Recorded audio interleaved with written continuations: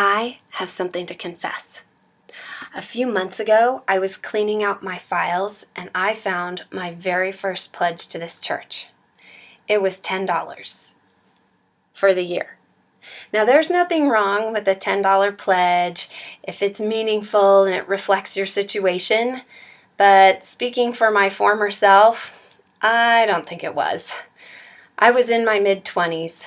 I had come to Foothills to find other young adults, and I found them.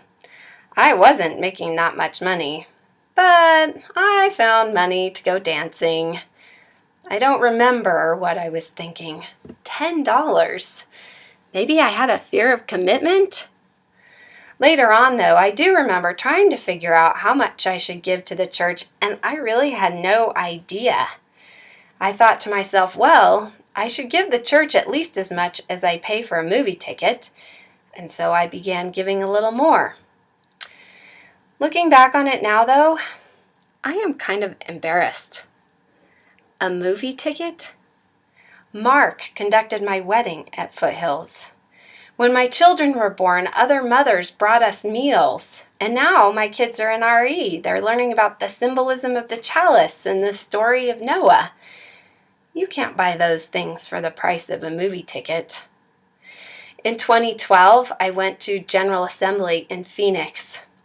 I stood with a couple thousand other UUs outside the county jail in a peaceful protest of how Sheriff Joe Arpaio was treating illegal immigrants, rounding them up in the middle of the night and keeping them in tents in the desert, regardless of the scorching heat or the bitter cold.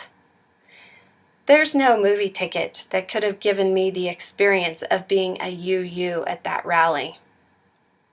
What I realized is that I was thinking in a fee-for-service way. And that is a part of our world. But that model doesn't really apply here. This church is a part of my life, and I value it.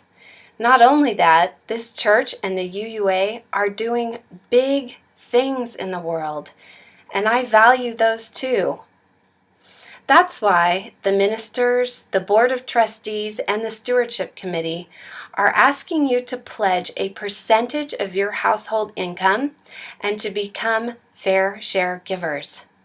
Because we're up to big things and we need your support.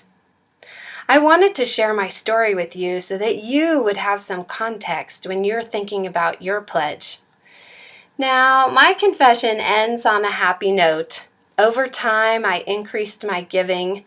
Now I'm a little over 3%, and I hope that I can increase that in the future.